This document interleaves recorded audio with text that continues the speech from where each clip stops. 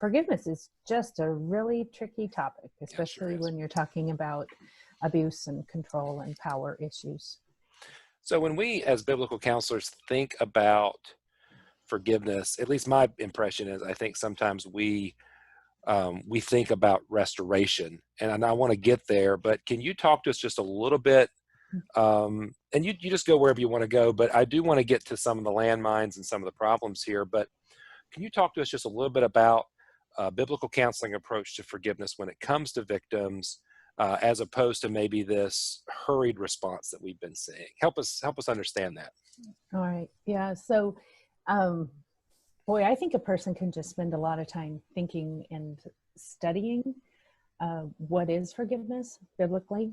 And as I look at it, especially as we compare it to reconciliation or restoration, in the way Christ presents it, is forgiveness is a one-sided issue.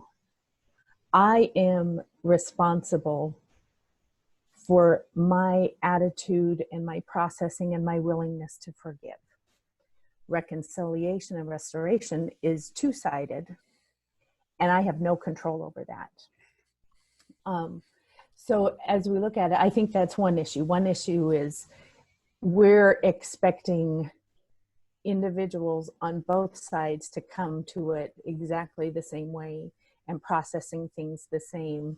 And we have this cookie cutter outcome we're looking for, rather than backing up and looking at some of the hard issues and the processing and the history of what's been going on.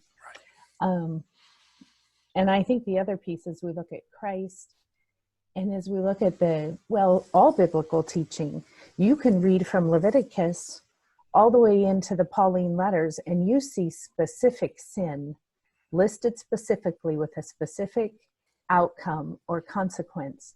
And yet so often we rush to the fact that forgiveness is commanded, therefore we forgive, and we never really stop and examine what's being forgiven or what the offense was. And I think that backs up to that whole idea of counting the cost.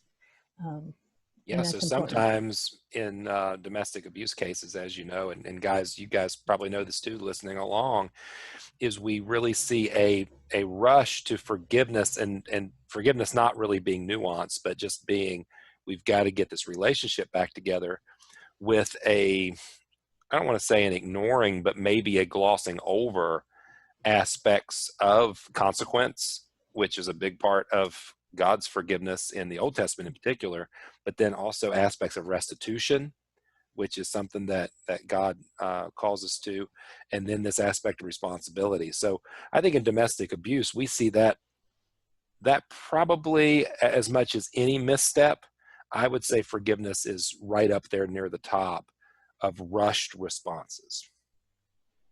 Absolutely. And it's a relationship,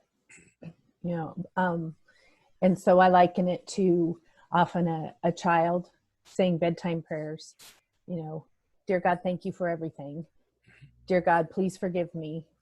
And just leaving this wide open response, which really isn't relationship at all. And so even as we grow in our relationship with God and the Holy Spirit does its work, I can be convicted throughout the day of specific sins in my attitudes and my thoughts and my actions.